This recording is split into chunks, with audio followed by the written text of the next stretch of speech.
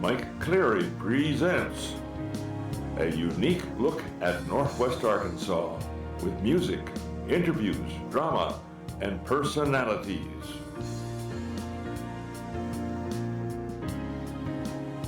And now, here's Mike.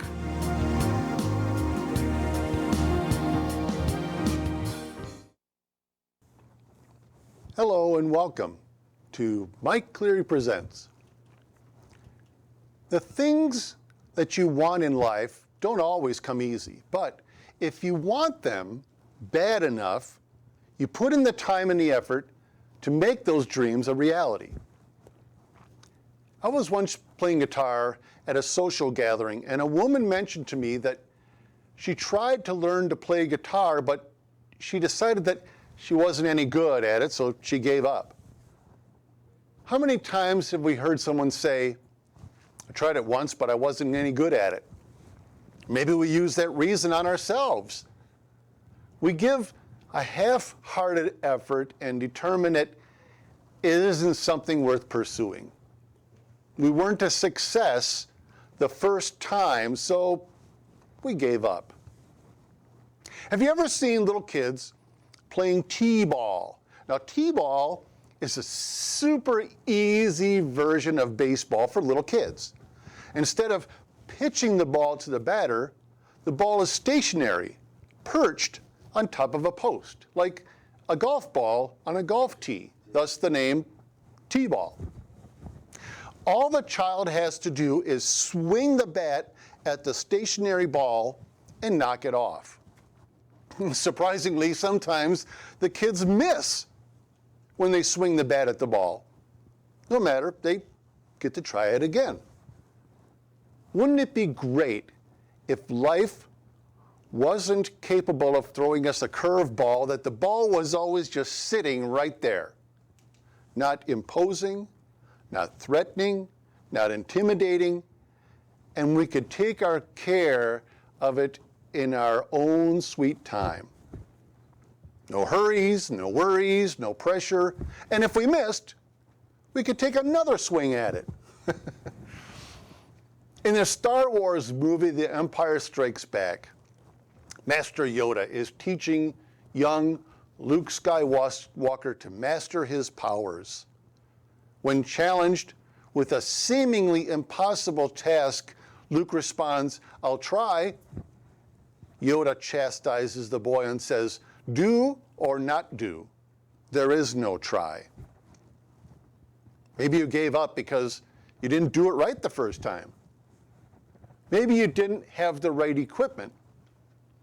Maybe you needed more instruction. I once tried to cut off a tree limb with a dull, rusty handsaw. It wasn't cutting well, and the job seemed to be taking forever.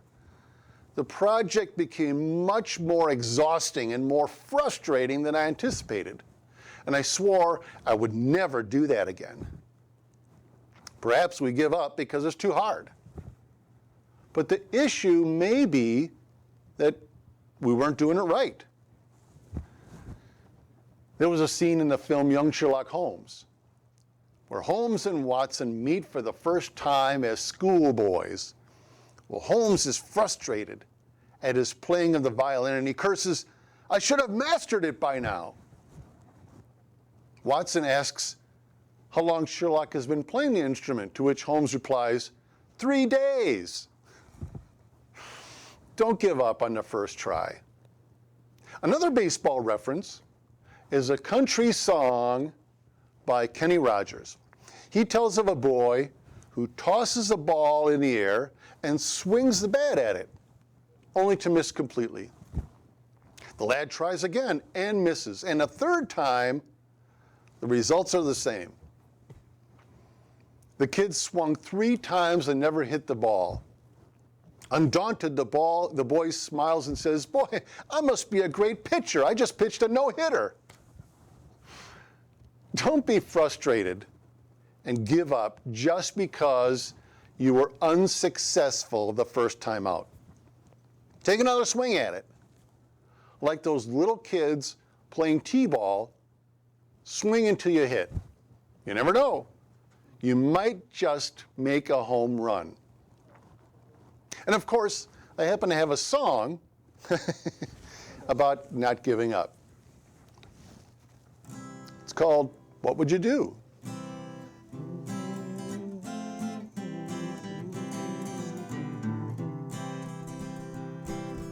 What would you do if you could do it? What would you do if you could do? What would you do if you could do it? What would you do if you could do?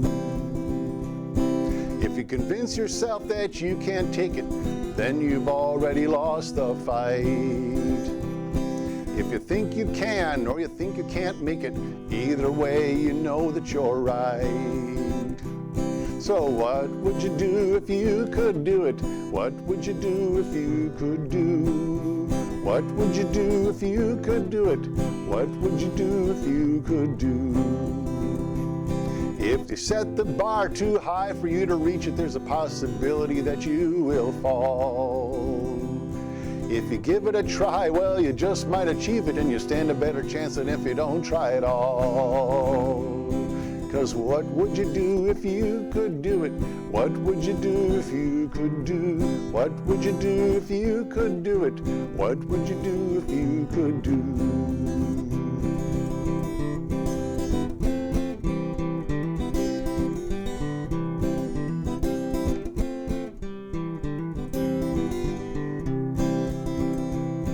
When you push aside those walls that block you, imagine all the hills that you'll climb. Most of the things in the way that stop you only exist in the depths of your mind. So what would you do if you could do it? What would you do if you could do? What would you do if you could do it? What would you do if you could do? What would you do if you could do? Don't go away. We'll be right back after these announcements.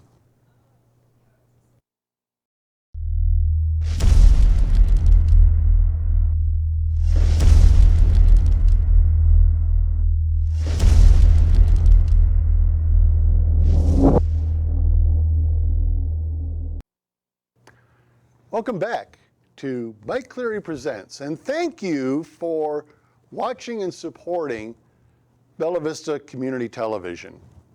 It takes a lot of people to run this studio. We have people operating the cameras, people in the studio doing sound and graphics, and also we have people who support us financially. So keep in mind that Bella Vista Community Television needs your support with volunteers and also your financial assistance. Thank you for watching us, and we're also on streaming service Roku, so catch us there. My sister-in-law recently ran in a marathon. It was in the heat of summer, where 1,000 people ran on a route through the crowded city streets. Not exactly my idea of a good time, but hey, to each their own. Sadly, she didn't come in first place. She didn't even come in second place. However, she didn't come in last place. She finished somewhere in between with all those other 1,000 people. And that was okay for her.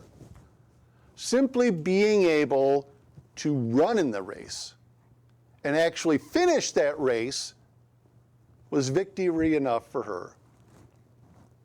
Some sports coaches and athletes will tell you that winning isn't everything. It's the only thing. First place is the only thing that matters. Second place just means you're a loser. Kids are often told that winning the game is more important than playing the game. Nobody wants to come in second place. I was watching some highlights of a beauty pageant, and one contestant stated emphatically, there's only one winner, and everyone else is the loser. And I suppose, in her estimation, winning that contest was her only reason for being there. Let's take a look back on the Miss USA pageant of 1986. Does anyone remember who won that pageant? Can anyone recall which young woman took first place? Well, I'll tell you. The winner was Christy Fitchner from Texas. What? You don't remember her? After winning the title of Miss USA, Christy sort of faded off into obscurity. Miss Fitchner was married for a short time to a dentist in Dallas, and in 2003, Christy participated in a reality show, Who Wants to Marry My Dad? A flash-in-the-pan reality show that didn't quite make it, didn't quite catch on. Christy may have taken first place in the 1986 Miss USA pageant, but it didn't really change her life a whole lot. We sometimes think that if we won that particular game, or if we took first place in some competition, things will be all rainbows and roses.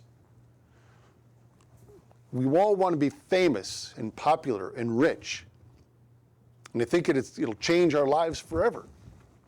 Yep, maybe so, maybe not. Winning doesn't always guarantee success in life. It only means that you won that particular challenge. So, whatever happened to the runner-up, the girl who took second place of that 1986 Miss USA pageant? That person was none other than young Miss Halle Berry from Ohio. That's right. Academy Award winner Halle Berry did not win the Miss USA pageant that year. But she didn't let losing bring her down. Halle went on to pursue a successful career in acting. Imagine what Halle's life would have been if she had won the crown that year. The woman may not have gone into acting after all. Competitiveness has become a way of life for us. We feel we have to be constantly moving forward to get ahead of everyone else.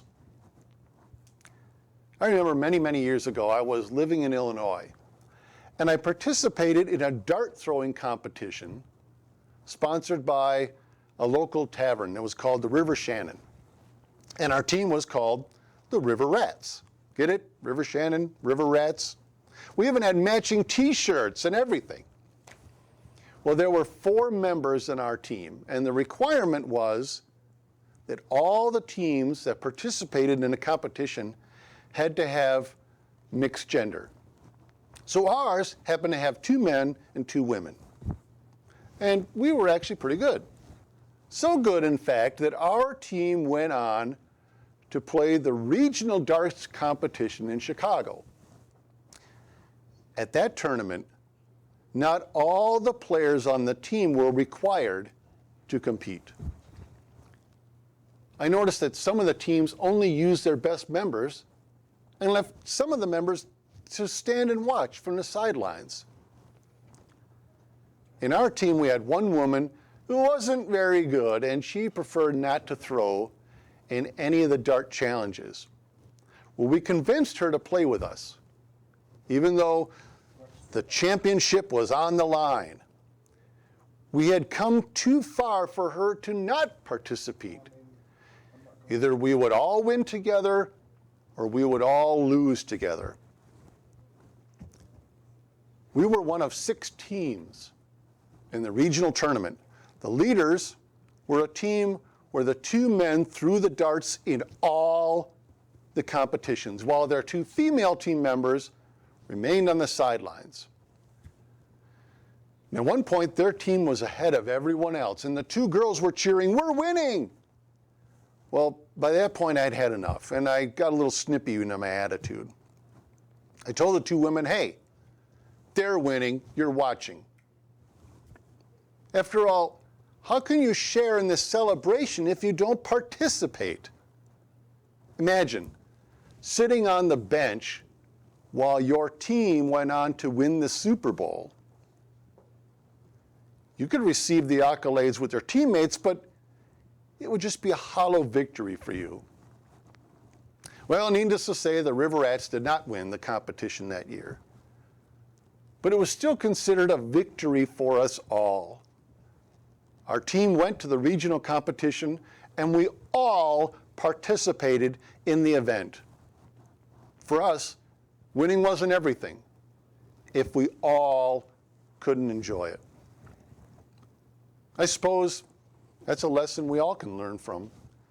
Winning isn't everything. If you focus too much attention on the prize, you miss out on the fun of participating in the activity.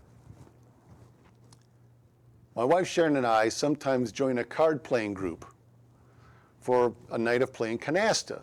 Well, some of the members of our group are very aggressive and get downright furious when they don't win a hand.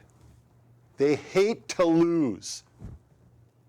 Sometimes it takes all the fun out of the game when you are so determined to win that you no longer enjoy the game. It's okay to lose now and then. Losing simply means that someone else has a chance to win. We should congratulate them and be happy for their success. Instead of lamenting your loss, celebrate their win. Thinking back to the words of that one beauty pageant contestant, if you're not a winner, you're a loser. Well, you may be a winner, but someone else is a winner if you're a loser. You're only a loser if you fail to celebrate the victory that they have. I often remind folks that life is a journey, not a destination. So go ahead, run in the race, even though you probably won't win. Play ball simply for the sheer joy of the game. Participate in the challenge, even though you may not come in first place. To some people, winning is everything. But maybe participating and enjoying the game is much more important. And of course, I have to have a song. I'd like to take a moment to introduce the band. And thank you for allowing me to play my songs on my show, Mike Cleary Presents.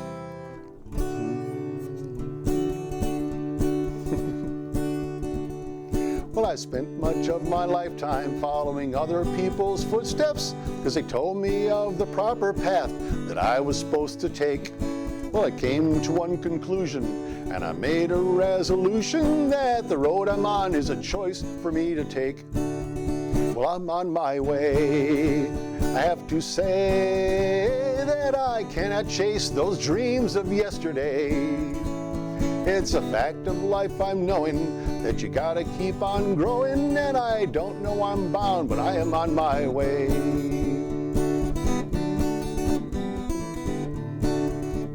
There's a little voice inside you that your heart and soul are tied to, and it's telling you about the way that you ought to live. Listen, too often we ignore it and accept what's placed before it and make sacrifices we don't want to give. Well, I'm on my way.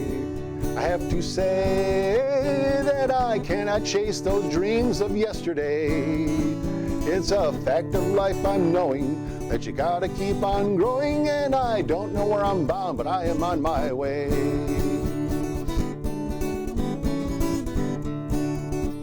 Now, some folks may not condone of a life that is your own, but I won't conform to someone else's way things ought to be. so it's up for me to choose. And if I win or lose, it's because I'm on the road that fits for me, 'cause I'm on my way. I have to say that I cannot chase those dreams of yesterday. It's a fact of life, I'm knowing that you gotta keep on growing. I don't know where I'm bound, but I am on my way. Yes, I'm on my way. I got to say that I cannot chase those dreams of yesterday. It's a fact of life, I'm knowing that you gotta keep on growing. I don't know where I'm bound, but I am on my way. I don't know where I'm bound, but I am on my way. Thank you for supporting Bella Vista Community Television. Thank you for your support financially, for volunteering, and watching us on streaming Roku. I'm Mike Cleary. We'll catch you next time on Mike Cleary Presents.